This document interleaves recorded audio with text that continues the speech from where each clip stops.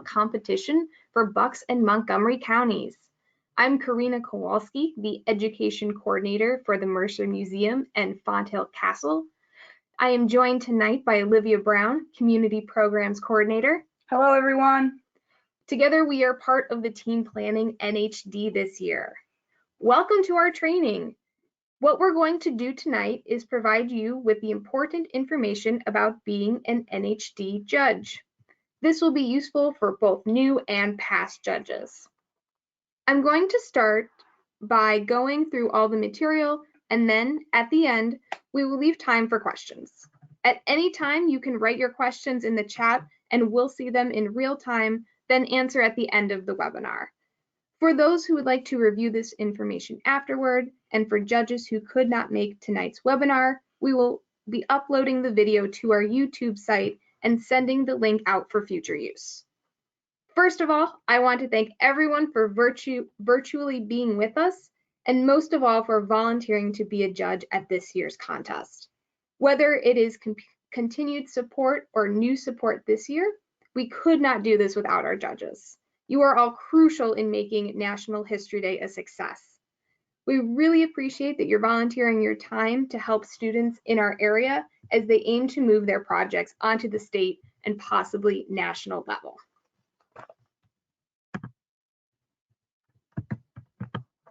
So what is National History Day? National History Day is a highly regarded academic program for elementary and secondary students. It's a nationwide competition for students in 6th through 12th grades and is very similar to the science fair format. In this case, however, there are hundreds of students on the state level and thousands of students on the national level of NHD doing historical research and digging into historical events to create their projects. We are excited to see how excited they are about history. National History Day gets students out of the classroom and into the world as historians. They are doing research and tracking down information about historical people and events. This research leads them to craft a thesis and build original conclusions shared through their different projects.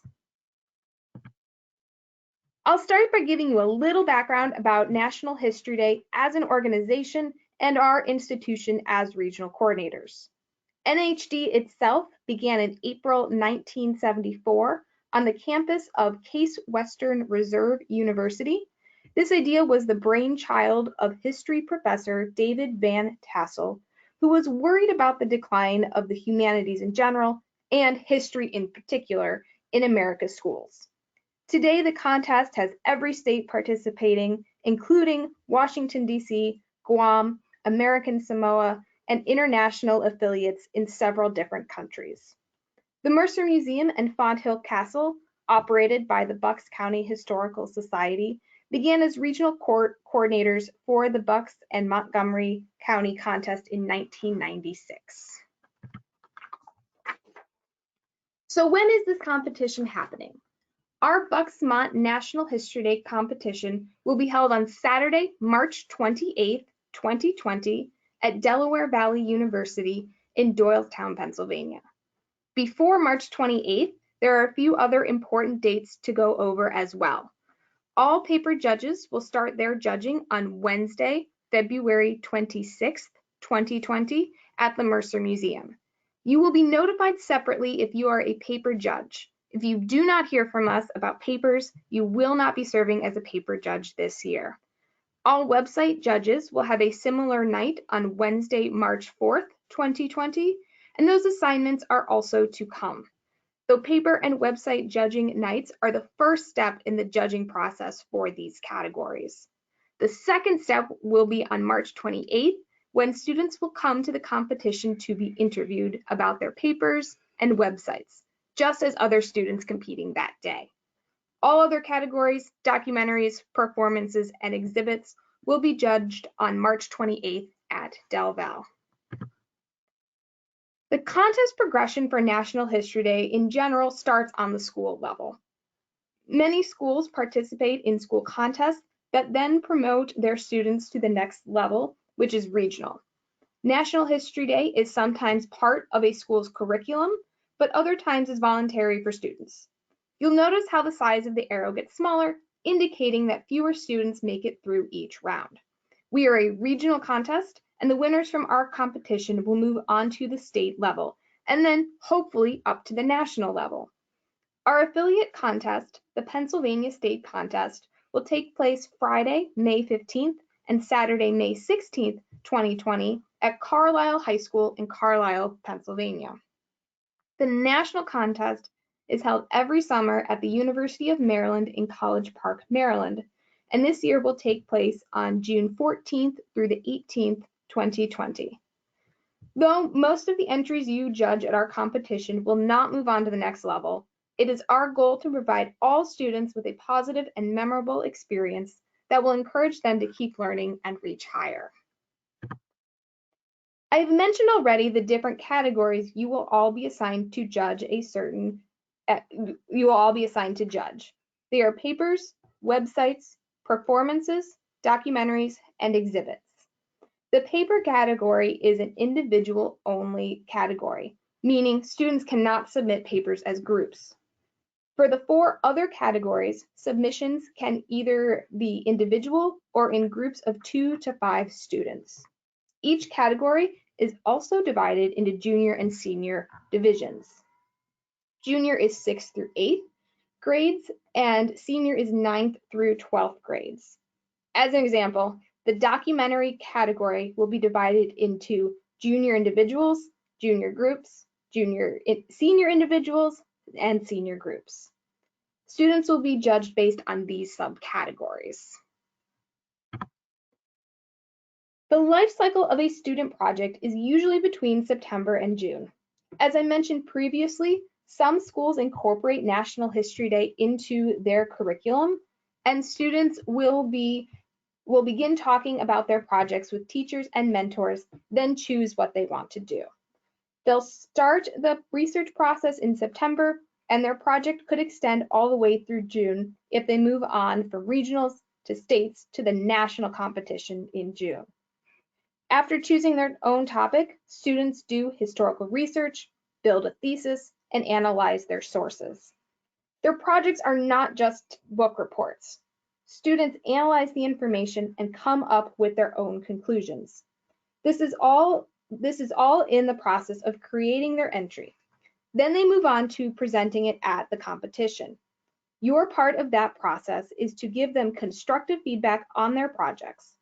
If they're moving on, feedback is helpful for them to tweak their projects and make them better for the next level. And if they don't move on, it's helpful if they continue on the following year and continue learning about research and critical analysis. Your role as a judge is to examine student projects, to interview the students about their process, to clarify understanding of their topic, and to evaluate all of these factors based on a rubric scale that has specific criteria and parameters. When the category assignments are sent out, you will receive sample judging forms to look at before the competition, as well as specific category instructions tailored to what you will be judging. As a judge, you are determining which students will move on to the state competition, and it's you who decides if the students have adequately explained their topics and related them to this year's theme, breaking barriers in history. Judge evaluation forms are one of the most important aspects of the contest, and we want to make them the best they can be. We will talk more about these specifics later on in the webinar. Ideal judges are kind, fair, thorough, clear, encouraging, positive, consistent, and they're team players because you all work in judging teams together. Keeping these characteristics in mind will help make the student's process a successful one. I want to take some time to talk about National History Day's expectations of its judges. Judges should be friendly and put the students at ease. This means that no matter what level the students are on, what grades they're in, or how many times they've participated in National History Day, they're nervous, and we want our judges to help put them at ease in this process. Make sure to greet them and briefly explain the judging process so they feel more comfortable in the space. It's really important that we remain objective and that we're consistent with every single entry. The more consistently you judge the projects, the more accurate our ranking system can be. You'll hear me repeat this a few times tonight. We ask that judges assume that every entry is the work of the students and not their teachers or parents. If you are unsure or skeptical, you may ask about this in your interview section. Keep in mind that students are allowed to have some parental assistance with the construction of their projects. This is specifically in the exhibit and performance category, in construction of their exhibit presentation, or in building or creating props for their performance. We aim to honor the anonymity of all entries. This means not asking personal questions like, what school are you from? Who's your teacher or mentor? Remember that every project has redeeming qualities. Though sometimes it might be difficult to find something positive to put on your judge forms, try offering suggestions or thinking of positive feedback that you would have liked to receive as a student. This comes straight from the students in a 2013 survey. So let's talk about what the students want from you, their judges. First, they want your full attention. Please remember to silence your cell phones so there are no distractions during the judging process for you or the students. They want you to care about how much work they put into it. They want you to help them feel at ease, like we just talked about. Ask the student what they know and why they care about that project or that subject, and remember to avoid off-topic conversations. They are here to share their projects with you, so you want to ask them insightful questions and keep the conversation about their project, using your judging forms to tell them how they can improve. And lastly, we really just want to encourage them to keep learning and to stay excited about history. This year's annual theme is Breaking Barriers in History. You should have all received a copy of this year's theme narrative to read before competition day. If you have not received this document, please let us know and we are happy to send it along to you. The theme narrative explains more about how students should think about their topics and informs them on how to connect their projects to this year's specific theme. One of the main things they're doing is explaining their topic's relationship to the theme and its significance in history. Students do not have to address both aspects of the theme, but many will. The annual theme is brought on purpose, and we ask that judges keep an open mind about all the projects they are reviewing. You might personally like, dislike, be excited about, or be tired of seeing a certain project, but remember to consistently and fairly judge each student project regardless of personal feelings. National History Day has rules for every entry and specific rules for every category. You have all been sent a digital copy of the contest rulebook to review, but we will also have hard copies available on competition day for judge teams to consult as needed. The specific category instructions that you will be sent also give you a stronger sense of your category's needs. Though it might be tempting to just read the section of the rulebook for your category, I highly recommend that both new and old judges read the entire thing. We only do this competition once a year, so it's refreshing on the rules is very important. Having this set of rules helps us to compare projects as apples to apples, not apples to oranges. Many of these projects will be so close in your rankings, and consulting the rules will help you when trying to determine which project will be ranked above another. You've seen the category breakdown a few times so far, so now we're going to talk about specifics for each one, including important parameters that judges will keep in mind. The details we will be discussing are all in the official rulebook. Again, you should have all received a digital copy of the rulebook. If not, please let us know in the chat or by email. Exhibits. For the exhibit category, projects should resemble a museum-like exhibit on a smaller scale. The size dimensions for exhibits are 40 inches wide, 30 inches deep, and 6 feet wide or 30 inches in diameter. Each judge team will have a measuring tape when evaluating exhibits as well. The word limit is 500 student-composed words and including all the text that appears on or as a part of the exhibit entry. This includes titles, subtitles, graphs, timelines, media devices, or supplemental materials like a booklet, handout, or photo album. Credit sources for images and quotations that are on the exhibit do not count toward the limit.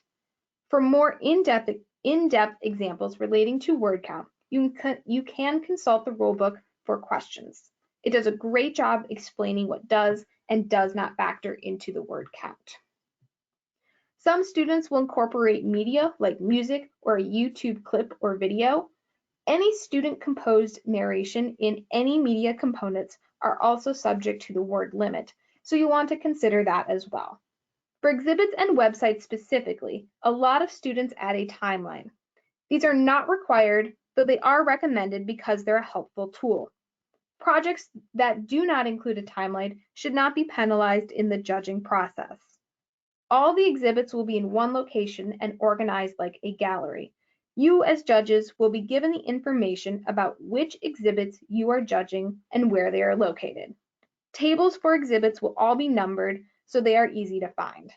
Students are required to stay with their projects all day, not just the time they are being judged.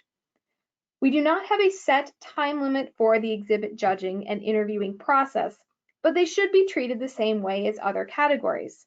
This would be 5 minutes for you to review their process paper and annotated bibliographies, 10 minutes to analyze the project, and 5 minutes to ask questions of the students. We will talk more about this process in a little while. Documentaries. Documentaries and performances follow the same time limit that I just mentioned. 5 minutes for student setup while judges read their materials, 10 minutes for the film, and 5 minutes to take everything down or unplug while being asked questions. One judge on your team will be the timekeeper and use a timer to keep track of these time limits. We ask that you use the cell phone timer of one of the judges on your team. Note that you should not stop the student presentation at 10 minutes, but simply record on your judging evaluation forms if it goes over the limit. Students will come into the judging room and introduce themselves and their project, only saying their names and project title. Family, friends, or other spectators are allowed to watch documentaries and performances, so they should be welcomed into the room to observe. The production itself must be a student narrated, and they must run their own equipment. For groups, it is useful to ask a question about how they split their time and who worked on which aspects of the projects. It's also a good idea to ask one question of each student in the group, if possible. This gives them all a chance to participate in the interviewing process. End credits are also required, but they must be readable. Students try to save time by making their credits go by quickly, but you should be able to read most, if not all, of the credits. Lastly, there shouldn't be any judge or audience participation, as it takes away from the time the students have for their film. The documentary itself should be similar to something we see on PBS or the History Channel in format, and should be documenting an event in history as it relates to the contest theme. The goal is for them to analyze their sources and information in a film format. Tech support will be available for the documentaries in case there are technical issues, and we will have IT support contact information available for judges in this category. All students are being given instructions for documentaries ahead of time and will be informed that they are to set up and plug in their projects on their own and not rely on judge help. Students are supposed to bring a USB flash drive with their file to plug directly into the computer system in the classroom. If you still end up needing tech assistance, we ask that you keep the schedule moving and do not waste the students' time while waiting. If IT doesn't arrive within a few minutes, you should move on to the next project in your schedule in order to make progress. When IT does arrive, they may have to wait a couple minutes while the current project finishes, but then you can go back to the project with technical difficulties. In these instances, we want to keep the students feeling okay with what's going on. Tech issues can cause panic because they think they're going to lose points. Most of the time, the tech issues are related to our equipment or compatibility, so students will not be docked any points. If the issues are clearly due to their project and some part of its production, You can note that in your judging forms and consider that in your ranking process. If all technical support fails and the student has a laptop with them, you can watch their presentation on a laptop and they will not be penalized for it. Performances. As with documentaries, performances have a time limit. 5 minutes for setup, 10 minutes for their performance, and 10 minutes to take down and interviewing. And 5 minutes to take down and interviewing. Again, students introduce themselves and their project. Your timekeeper will keep track of the length of time. We ask that you hold short applause until after the performance so you don't take away from their time allotment. Also, if you plan to applaud, make sure to be consistent and do so for every entry. Their performances must be original and they are not permitted to use something that is already written.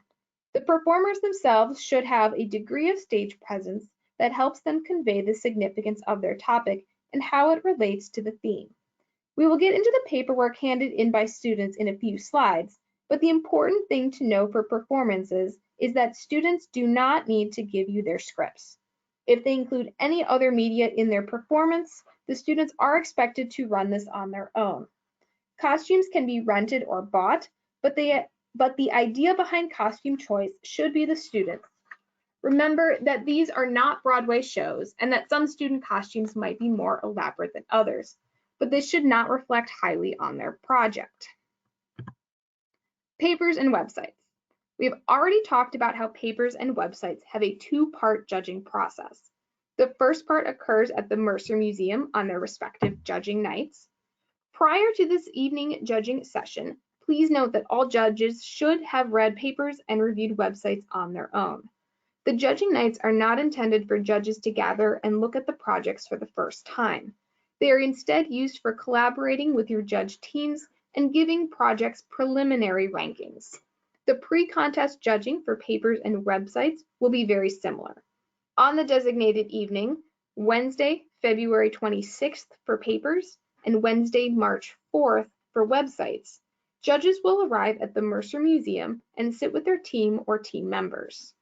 Each judge will be given either a hard copy of their papers or laptops to view websites, category judging instructions, a rulebook, and official evaluation sheets for each entry.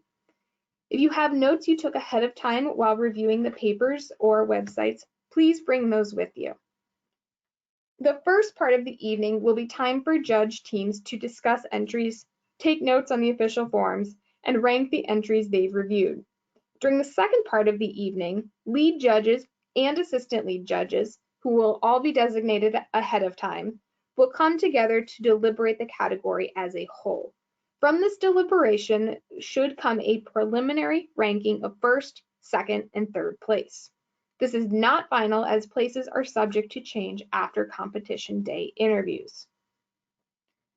The second part of paper and website judging occurs on competition day when students are interviewed about their work.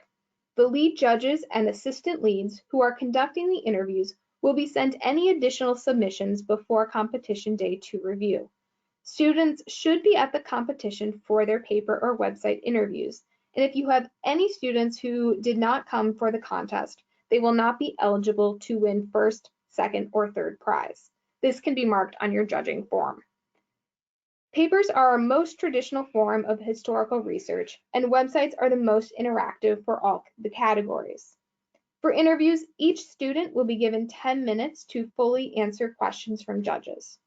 Papers are limited to 2,500 student-composed words, not including notes, annotated bibliography, illustration captions, or appendix materials.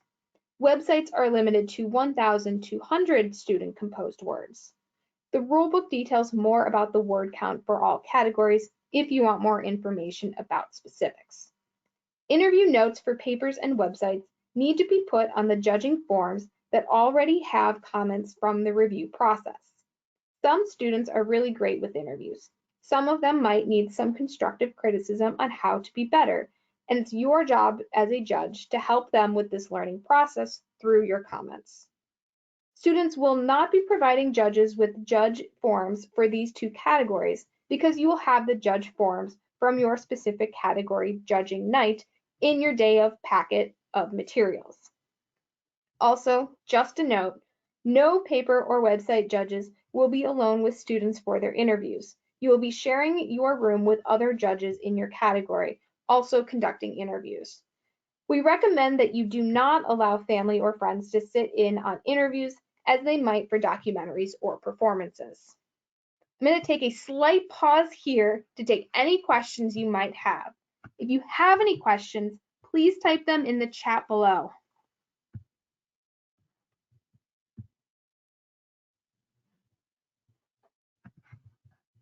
Chip, we will send you another copy of the rule book, so no problem about that.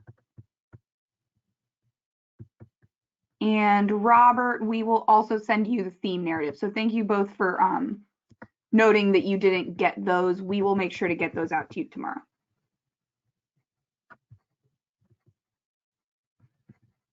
Any other questions at this point?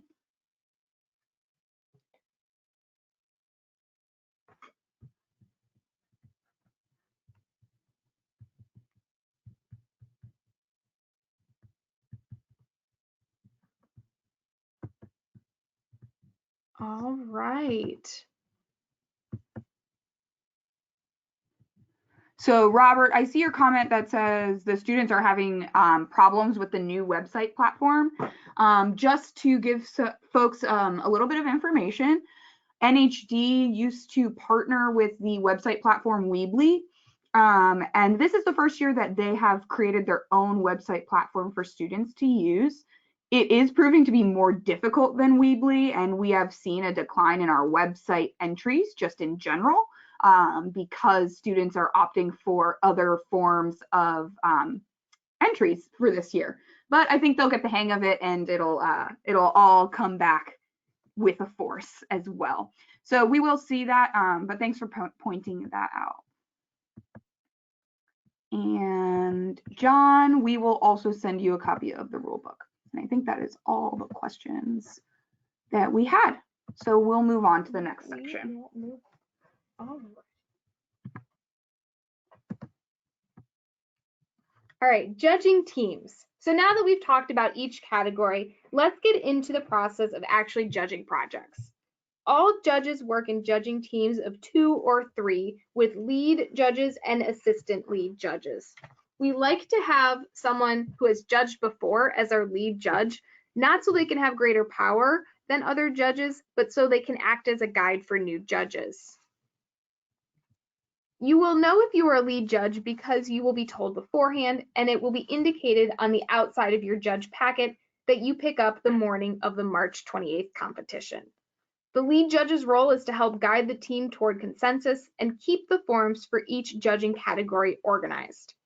When you receive your judging schedule, we ask that all of our judges quickly look at their student schedules and let us know as soon as possible if you recognize any of your student names. We would like to address any of these problems sooner rather than later. Judging teams. Let's talk about the judging team breakdown. We're going to use junior group exhibits as an example. Each category has a lead judge for the category, junior group exhibits, senior individual exhibits, junior papers, etc. Lead judges and assistant lead judges will guide their individual teams toward consensus about all the projects that they have judged. Once all the judging and deliberating in teams is finished, move on to the next step of the process when leads and assistant leads get together to report their team's rankings. Ultimately, it is the lead judge of each category that will be in charge of turning in the official rankings to Judge Central. After each team is finished judging, the lead and assistant leads bring their team's rankings together to deliberate and come to an overall consensus. At this point, all the leads and assistant leads combined have viewed the subject matter, viewed the projects, and talked to the students, and everything's done. That means it's time to figure out rankings and the overall order of the student projects. Once at this step in the judging process, other judges who are not leads or assistant leads will have more time to completely fill in evaluation forms. The deliberation period should not be used to fully write out comments or clean up evaluations. Rather, it is a time to come to quick and decisive rankings as that is what will be needed for the awards ceremony. There is plenty of time after deliberations for judges to work on their evaluation forms. So as we've talked about, the role of the lead judge is to keep everything together and organized. If you're a lead judge, it's your job to make sure that all the paperwork gets turned in to Judge Central together. This includes the judge evaluation forms, process papers, annotated bibliographies, and the official category ranking sheet, which indicates the projects winning first, second, or third place. On competition day, all judging starts at 9 a.m. and all ranking sheets need to be turned in to staff at Judge Central no later than 12:15 p.m. This gives staff the time to prepare for the award ceremony happening at 1:15 p.m. If judge ranking forms are not turned in on time, that category cannot be announced at the award ceremony. We want all the winning students to have recognition at the ceremony, so please remember to get your forms in on time. Speaking of judging forms, let's get into what it is you're evaluating. On the judge evaluation forms, there are 3 categories of the rubric: historical quality, relation to theme, and clarity of presentation. Historical quality is by far the most important factor for judging and should be given a lot of your attention. Students are not just memorizing and recounting facts. They should be interpreting and analyzing those facts. The project must have a strong thesis statement, and students must have a conclusion based on their research. They should be reflecting on their topic from a historical perspective, which might include causes and consequences, relationship of a local event to a larger significance, etc. There should be a balance of preliminary and secondary sources, considering a variety of viewpoints. We are looking for projects that offer thoughtful analysis with well-rounded conclusions at the end. When considering relation to theme, students should be clearly stating why their topic is significant in history and how it relates to this year's theme of breaking barriers in history. Remember, fame does not necessarily mean significance. Just because a person is famous or an event is famous does not make it significant. We want students explaining to judges why they think their topic is significant and how their sources help to prove that statement. The clarity of presentation is all about the project's presentation, appearance, grammar and text, and use of equipment. Some projects might be very well executed, beautiful, or elaborate, but if the historical significance and relation to theme are not well represented, you want your evaluation to reflect that. Just because it's cute doesn't mean it wins. Making sure to ask important questions in your interview time to dig deeper into students' projects and work. First, we'll go into interviewing students, and next we'll talk about how to make the most of your comments on judging forms. One of the most important things to keep in mind as judges is that you want to be consistent with all the students and projects you see at the competition. Greet all students the same way and ask very similar questions about each entry or project. Be aware of your bias in relation to particular topics. Competition day is a time when students are teaching you about their topic, not the other way around. You should demonstrate the same degree of interest regardless of topic. You might have seen the same topic multiple times in one day, but remember that each of those times is with different students who have produced different projects. Make sure you stick to the schedule. We recommend that you have specific questions ready to ask so your interview time can go efficiently. Ask questions, thank the student for their time, and move on to the next project. As we talked about earlier, exhibits do not have a specific time, but you should give it the same amount of time as documentaries or performances. You can always go back and look at the exhibit again if you need to, because they will be on display for the entire competition. Check in about your own body language and facial expressions. Students are nervous, and both of these things can really affect how students feel in the room. Lastly, but definitely not least, take notes as you go. This will greatly help you later on in the deliberation and consensus. Future you will thank past you for taking notes. Judge comments are very important because they not only explain your rankings, but provide feedback to the students about their projects. Constructive and positive comments will help students grow as learners and help them create successful projects in the future. Simply writing, "Your project is disorganized," does not help a student know how to make it better. You're supposed to expect quality on these projects, but you also want to remember you're evaluating the work of middle and high school students. They are learning the process of historical research and project development. So National History Day is as much about learning and education as it is about competition. Deliberate together with your judge teams and reach consensus. You want to fill out your judge forms while talking together as a group. This allows you to bounce ideas off each other and frame your individual viewpoint of the project. Do not write the exact same comments on all your judge forms for a single project, but instead let the deliberation process inform how you fill out your personal evaluation form. Why are we doing this? Our biggest goal is to encourage these students to keep learning and growing. We can do this through constructive comments and feedback, and by providing them a welcoming, positive environment to present their research. You, our judges, are here to help do this. Next, we'll be going through the procedure of judging for each student project. Overall, the process will be broken down in this way: greet, read, view, question, discuss. Here are the steps of your procedure. All of these are applicable to the documentary and performance categories and can be adapted for the paper, website, and exhibit categories. If you're a documentary or performance judge, the first thing you'll do is close the door to your judging classroom. As I mentioned before, family and friends might be interested in watching and are more than welcome to sit in the room during the presentation.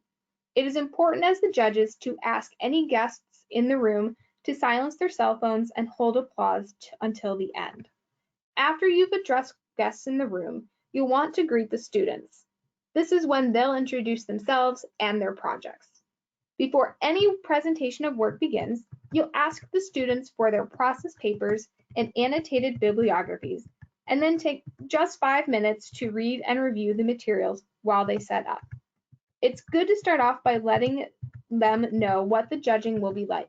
You can say, as you set up your project, we're going to read through your process paper and annotated bibliography. When you're ready, or when we're ready, we will let you know when to begin. This allows your judging team time to go over their materials and let the students know when their 10-minute presentation window is. Once they start their presentation, one judge will start the timer to keep track of the time. After the students have finished presenting, you will conduct the interview as they take down their project or unplug their equipment. Make sure to thank the students for their time and effort. They've worked very hard on these projects. Take plenty of notes as you go, but remember to use pencil in case anything needs to be changed. Lastly, do your best to stay on schedule with your timing. The better job we do staying on schedule, the easier our day will be for everyone involved. For paper and website judges, you will skip steps 3 and 4 of this process. For exhibit judges, you can take this as an outline to guide your judging process since you do not have a set time limit. I'd like to pause here again just for a moment to see if there are any questions about judge teams or the judging process.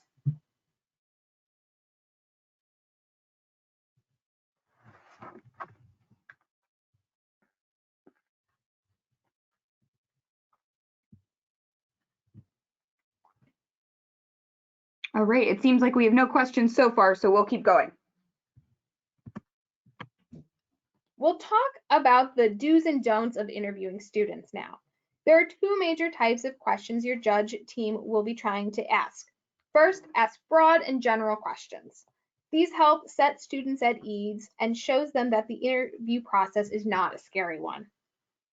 You can see some sample questions here, and we will have this printed for all judges as a part of your packet on competition day. How does your topic relate to this year's theme? Why did you choose this topic? How did you begin the research process? What was your most important source and why? Why did you pick this topic? Then you'll want to ask at least one question about the substance of their topic and project. Think about what you read in the process paper. Here you can ask about student methodology, ask them how they came up with their conclusions, etc. Think about questions that draw out information you want to know, while still keeping in mind that every single project needs to be able to stand alone. Ask yourselves as judges, if there was no student standing in front of me, would this project be able to stand alone? Does it tell me what I need to know? Do I understand it? These types of questions and thought process behind questioning can be helpful for all judges, regardless of category. Here are some interviews don'ts that you'll want to be aware of while judging and try to avoid. Don't lecture the students about their topic. The interview is a time for students to add to their project, not for judges to talk through the 5 minutes. 5 minutes goes quickly. Please don't make any comments about how they did overall in comparison to other students or projects, and avoid saying things like, "That was the best project I've seen all day." The interview is not a time to offer suggestions for improvement. Your comments on the judge evaluation forms will serve that purpose. And though we've already said it tonight, remember that you might be biased toward or against a certain project. Try to be aware of this and prevent it from affecting how you judge. Be thoughtful in your comments and use the interview time to hear from the students. If there are guests watching the presentations, do your best to separate where you, the judges, are sitting from where the audience is in the room. This helps students focus more on the judges during the interview process. So far, you've heard me mention a number of different papers and materials that you'll receive on competition day. Now, I want to spend some time talking about each of these. Some materials will be in your judge packet, and some will be given to you by students before they present their work to you. The first thing you will look at is the process paper and annotated bibliography. Only documentary, performance, and exhibit judges will be given copies of these by students. Process papers and annotated bibliographies have already been reviewed by paper and website judges. Some students may give you a change of title form. Please attach it to the rest of your judge forms to be turned in at the end of the process. This allows judges to know what the new project is called and allows administrators in Judge Central sort through the correct projects in the later filing system. For documentary, performance, and exhibit judges, students will hand you their judge evaluation forms. Each judge on the judging form will get one, and there is only one set per entry. This means that groups will be handing you each one form, not one form per student. Paper and website judges will be given their judge evaluation forms already filled in with comments from the earlier judging nights held at the Mercer Museum. The judging forms for each category are different colors to help us tell them apart. Yellow is for documentary, pink is for performance, green is exhibits, blue is for websites, and papers are white. You will see a red number on the upper right-hand corner of all the judging forms that helps us indicate which school each entry goes to on the back end. This number helps us get judge forms to the correct teachers later on. This is important for judges because it's a reminder that students will be receiving their judging forms after competition. Keep that in mind when you're writing comments. One of the required materials students will hand to judges is the process paper. This is a requirement for performance, documentary, exhibit, and website entries. If you are a website judge conducting an interview on competition day, you will have already seen it included on the website and reviewed it ahead of time. Process papers are limited to 500 words, and students will be explaining how they went about the research, how they picked their topic, and how they see it relating to the theme. Before you view the presentation, at least take a moment to skim this so you have an idea of what questions to ask during your interview. You can always go back and read the process papers more thoroughly during deliberation. The annotated bibliography should be seen as the heart of the project. It documents the student's research, which is what makes up the foundation of every entry. The annotated bibliography should be divided into primary and secondary sources to indicate how many of each they used. You want to look for balance here. Their annotations should explain how the work was used in producing the project and how it was useful in their research. As with the process papers, annotated bibliographies will be integrated into papers and websites and should have been viewed already as part of the judging process. For other categories, students will hand you a copy of their annotated bibliography along with their process papers. While we're talking about sources, I want to briefly talk about the difference between primary and secondary sources. Primary sources are materials directly related to a topic by time or participation. This means something written or produced in the time period they are researching, such as letters, diaries, newspaper articles, oral history interviews, documents, images, artifacts, or any first-hand accounts. Secondary sources are materials about a topic, usually based on the interpretation of primary sources, such as textbooks, other nonfiction books about the specific topics, biographies, or journal articles. There are more details about primary and secondary sources in the contest rulebook as well if you are looking for more information. Quickly, this is just to show you what the change of title form looks like in case you receive one. We will make sure they stand out like this one in hot pink. You as the judge will make sure it is fully filled out and then turned in with the judging forms to Judge Central. As far as your actual judge paperwork goes, you'll see two main forms. The category ranking forms will be only in the lead judge's packet. This is what will be turned into Judge Central with the first, second, and third rankings. You will want to get together with your judging team to come to a consensus on placement first.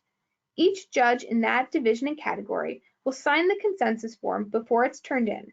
Assistant lead judges will have project placement forms in their folders that are a helpful tool when ranking your projects with the other judges in your team. This will also help when assistant leads go to the larger deliberation for final rankings. The second piece of paperwork you'll primarily be dealing with is the judge evaluation form. All judges will write and fill out their own evaluation forms. This is where you write all your comments on the projects to be later turned into Judge Central with the process paper and annotated bibliographies for each entry. Remember, students will see these. This is an example of what the judge ranking forms look like. You will check off your division, category, and then write in which entries receive which place. Remember that the lead and assistant leads for that category need to sign the bottom. And this is an example of your judge evaluation forms. On the left-hand side, you'll see the form in its entirety with space to make comments and the rubric to check off. On the right is a close-up of the rubric broken down into the three sections we talked about earlier: historical quality, relation to theme, and clarity of presentation. Each judge's form should not be identical. Instead, they should be complementary in tone and range, meaning that one judge should not check superior if the other one or two check needs improvement. You might find this table helpful when thinking about your evaluation forms. It's a breakdown of turning thoughts into constructive comments. Some of the examples you'll see are, instead of saying, "This project needs a lot of work," you can say, "You're off to a good start, but consider strengthening your project by doing X, Y, or Z." Instead of saying, "The documentary sound quality was awful," you can say, "The poor audio quality of your documentary distracted from the overall project. Consider testing your audio on different systems or with different settings ahead of time." This is just to give you an idea of how to word constructive comments so students can learn from them. Now we'll take a look at a few bad and a few good examples of judging forms. There are a few specific things we want to talk about with regards to this form. First and foremost, do not put the actual ranking anywhere on the judge evaluation forms. Students get these back, and it's not appropriate to return it with their ranking, even if they win. Even writing it in pencil and erasing it is not a good idea because you might change them from a 2 to 3 and they can often still see it. If you need to make changes to your rankings and want to sketch them out ahead of time, all judge packets will have scrap paper to take extra notes. The second thing to look at here is the comments. Good job, awesome, awesome props, love your topic. These comments do not tell the student anything about how well they did or what they could possibly do to improve. Judge comments should be more thought out and actually offer feedback on the student's work. Next, as with the rankings on top, you don't want to include any type of comments that indicate what place the student earned or what place you thought they deserved. Comments like these are not constructive and can instead confuse students. Looking at the rubric, you can clearly see that the judge thought this project was superior and deserved all superior check marks. Though it is rare to see a project that should get all top marks, even if that is the case, we want to include as many comments as possible to tell them why they earned such a high ranking. Lastly, there is a lot of empty space at the bottom of this form that could be filled with something constructive. You'll be filling the forms out alongside your judging team as well. Your forms do not have to be identical, but if one judge thought the project was superior and another gave it poor marks, this should be talked about in deliberation and altered as needed. As I've said before, and will say again, consistency is key in the judging process. This judge form is better than the one we just talked about. The comments are positive and the criticism is phrased constructively. Specific criticisms are backed up with examples, and the comments support the check marks on the left. You want to make sure your comments inform your check marks on the rubric. If you comment that they used great sources, but check that their sources are weak, this discrepancy can and will be confusing. This example is definitely better, but still has room for improvement. So what's so bad about it? More could have been said about why the interview and sources were so impressive. You want to elaborate on your comments to give some more specifics. The judge could have also written more about the topic's relationship to the theme. It's a good idea to have at least one comment about each of the three rubric categories. There's also room at the bottom for a few more comments. Try to give the students as many as you can. The more feedback that they get, the better their projects can be in the future. So lastly, here's an even better example. Lots of positive reinforcement and feedback, but the criticisms are also phrased in a constructive way. When offering a critique of the project, you should try to give the students examples of where you're seeing the need for improvement. The comments and rubric check marks support each other, and it overall ends on a positive note. Even if a project is not a category winner and you think it needed a lot of improvement, thanking the students for their participation goes a long way. This form is well thought out and helps us achieve our goal of teaching students and helping them to grow. Deliberating. In order to get all of your judge ranking forms in by 12:15 p.m., you'll want to get together with your team to make a plan. You will want to plan ahead of time where you'd like to do your deliberating. This can be done in Judge Central, the classroom where your judging is taking place, or elsewhere depending on your preferences as a group. To quicken the process and stay on schedule, you want to hold your discussion about each project until you've seen all of them and you're sitting down together. Keep in mind, when choosing where to deliberate, that there will be students, teachers, family, and friends around in public spaces, and you do not want to be somewhere where your deliberation can be overheard. The best place to start in deliberation is with who to eliminate. This helps you quickly narrow down your entries before going into specifics about each one. The goal is to come to a consensus with your group, and remember that even if your judging evaluation forms are not exactly the same, they should all be in the same ballpark. As we've talked about already, your forms should provide positive but also critical evaluations of student projects. But you also want to remember that these are young students, not yet college level. In this process of deliberation, assistant lead judges have an important role. They will be deliberating with their judging team, then serve as an ambassador for those rankings to communicate the team's decisions to the lead judge. The lead judge and assistant lead judges will meet to deliberate as well, then fill out the final ranking form from there. In short, regular judges meet with their team to deliberate. Assistant lead judges then take those deliberations to the lead judge, and the lead judge deliberates with the assistant leads and fills out the final form. The lead judge and assistant leads in that category all need to sign the form before turning it into Judge Central by 12:15 p.m. After rankings are decided, any evaluation forms, if not yet completed, can then be cleaned up and turned in, but this should not be taking up deliberation time as it is limited and on a tight deadline. You may have questions about infractions and disqualifications. This table is helpful for deciphering what counts as a minor infraction, a major infraction, or cause for disqualification. Both minor and major infractions should be noted in the comments on your judge evaluation forms. Minor infractions should not prevent a project from advancing, but can be considered more when looking to break a tie. Any projects with major infractions, however, should not rank first, second, or third. 3 very specific things cause disqualification. The 3 causes for disqualification are plagiarism, reusing an entry or part of an entry from a previous year, and tampering with another student's entry. Something important to note, no entries are disqualified on the spot by judges. Any questions you have where you might be concerned an entry broke one of these offenses should be reported to the administrative staff in Judge Central. We will be the ones to investigate and take action. Refrain from asking direct questions about these offenses in your interview portion, but if you have doubts, you can bring it to us as the administrators. Disqualification is hard to prove, but we want to do everything possible to make the competition fair for all students. As we get to the end of our training tonight, I want to quickly debunk a few National History Day myths that have become common. These relate to some specific categories.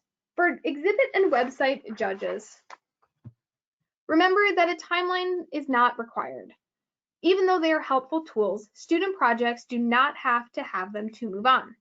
Performance judges should remember that songs are also not required. They certainly add to a project, but projects without songs can be just as good, if not better, than performances with songs. In documentaries, student-conducted interviews or oral history interviews are not required either. They can be included, but having an actual interview by a student is not a must. If an oral history is included, the interview must have been conducted by the student. For all judges, remember that glitz does not win. If a project is beautiful and catches your eye, that is great, but we want to make sure the historical research, relation to theme, and clarity of project are also there. Lastly, there is no winning formula for a student entry. They come in all shapes and sizes, so keep an open mind and consider each project with a fresh eye. I've talked about all of the things you will receive in your judge packet, so let's quickly review them. When you arrive to Del Valle University on March 28th, you'll want to check in at Judge Central in the Life Sciences building and receive your judging packet. Information with clear instructions about parking and building location will be sent out, and we'll touch on it a little bit tonight. Inside the packet, you will find your project schedule with your judge team list, an agenda for the day, your judge badge. Lead judges will have a ranking form. All judges will get scrap judge evaluation forms to take notes, sample interview questions, some general information like campus maps, and the program event. The event program, excuse me. All judges on competition day should arrive to Delaware Valley University between 7:30 a.m. and 8 a.m. on the morning of Saturday, March 28th. Judges will report to Judge Central, which will be the headquarters for the day, to pick up their judge packets. Judge Central is in the Life Sciences building in room 200 and 201. Parking is available on the right-hand. Parking is available in the lot right in front of the Life Sciences building, and all of the spots, other than handicap accessible parking, are open and unticketed on the weekends. The Life Sciences building is a large, mostly glass new building that can be seen when driving on 202 Business or East Butler Avenue, and is at the corner of 202 Business and New Britain Road. If you are traveling on 202 Business East, you will make a right onto New Britain Road. And if you are traveling on 202 Business West from Doylestown and State Street, you will make a left onto New Britain Road. If you have any questions about where to park, please reach out to us before competition day, and we are happy to clarify. On competition day, the judge check-in will start at 7:30. Once you arrive, you will go to Judge Central, where we will have coffee and breakfast available for you to have in the morning or throughout the day. All judges must arrive by 8 a.m. to get checked in before we hold a short on-site judge orientation at 8:15. This is where we will go over information about judging and give any additional information or updates judges need to know. Judge orientation will last until about 8:45 a.m., when judges will have 15 minutes to find their judging teams and make their way to their judging classrooms. All categories begin judging promptly at 9 a.m., and judging officially ends at 12:15 p.m., when your ranking forms are due in Judge Central. After turning in your forms, we ask that you stay for the award ceremony at 1:15, but anyone who needs to leave is more than welcome to. Students do love to see their judges out in the audience as they accept their awards. So that was a whole bunch of information in a short amount of time, and I want to leave time for questions. If you have any questions, please feel free to type them in the chat, and we can go over them before concluding for the evening.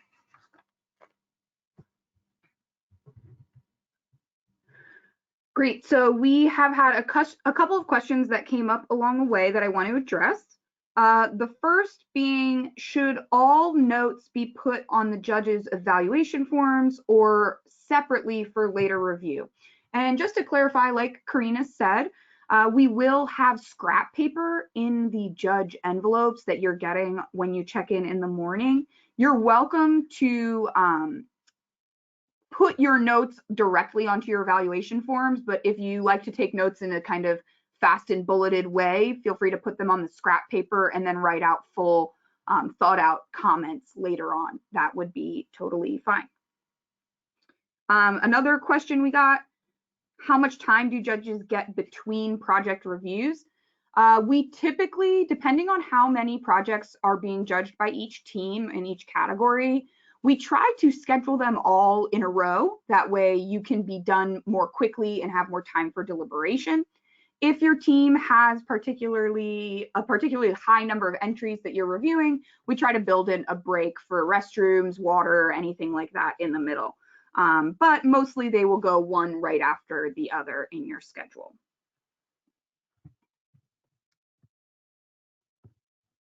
I see a question about lunch. We do have lunch options available on campus. The Delaware Valley University dining hall will be open. There's a Starbucks located inside that building. The Starbucks in the Life Sciences building will also be open, as well as some pop-up concessions also in that same building. So there will be options for purchasing lunch on campus that day. So you're more than welcome to purchase there, or if you're more comfortable, you are more than welcome to bring something, but there are available options on campus, as well as breakfast in the morning. We will be providing breakfast to all judges in the morning. And coffee, most importantly. Coffee.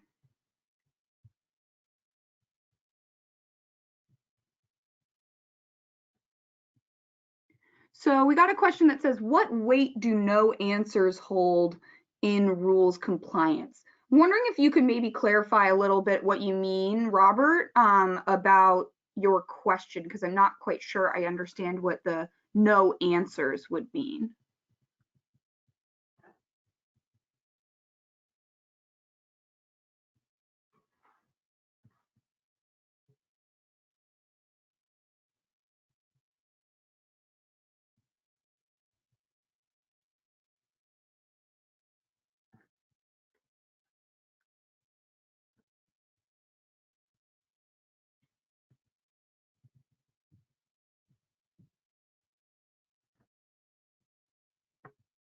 Sorry for the delay, just wanting to make sure that we get all of the questions answered.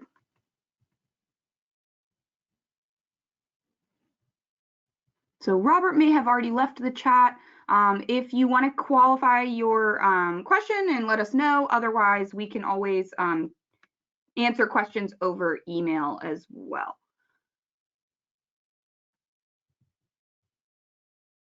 Robert, will we have the websites prior to March 4th? Yes. Paper judges and website judges will all be sent via email, either the links to your websites or a PDF of your papers to read ahead of time or review ahead of time. And you can make preliminary notes on your own scratch paper and feel free to bring that so that you can discuss with your judging team. Yes. I see there's some concern about not having enough time to transfer the notes. We kind of mentioned previously that the evaluation forms can be turned in after 12:15. As long as they're turned in before the end of the award ceremony, then we can get them to the teachers. We recommend doing your deliberations first and then spending as much time as you would like on cleaning up your notes and transferring them to the clean sheets of paper. We will also be able to have spare evaluation forms if anyone needs a new one or anything like that. We will have those. We'll be able to print those for you on site.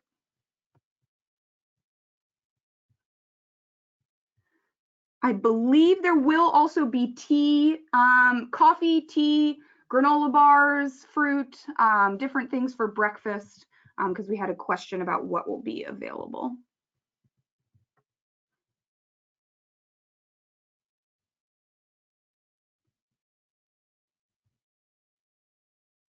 Okay, so I believe this was the clarification to the previous question. And that says at the bottom of the evaluation form, there are 4 questions that are yes and no, length of the video on a website, things like that.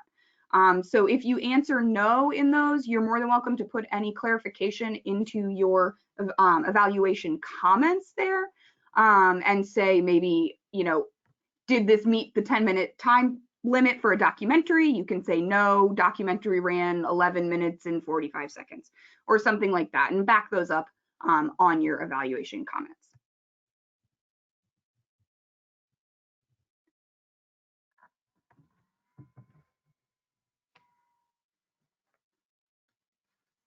One final question, do they lose points or ranking if those questions at the end are answered no? That would be considered under the minor versus major infractions we talked about. Sorry about that noise. So that would go under the minor or major infractions. Minor infractions like going 5 words over on a process paper and things like that should not really go into making them a lower ranking unless you are very close in considering 2 projects, then maybe that will make a factor. Major infractions should typically prevent the project from advancing, meaning getting 1st, 2nd, or 3rd and advancing to the Pennsylvania State Contest. So if you see things that it's like they did a 15-minute documentary instead of a 10-minute documentary, you know, that's a major infraction that would prevent them from moving on.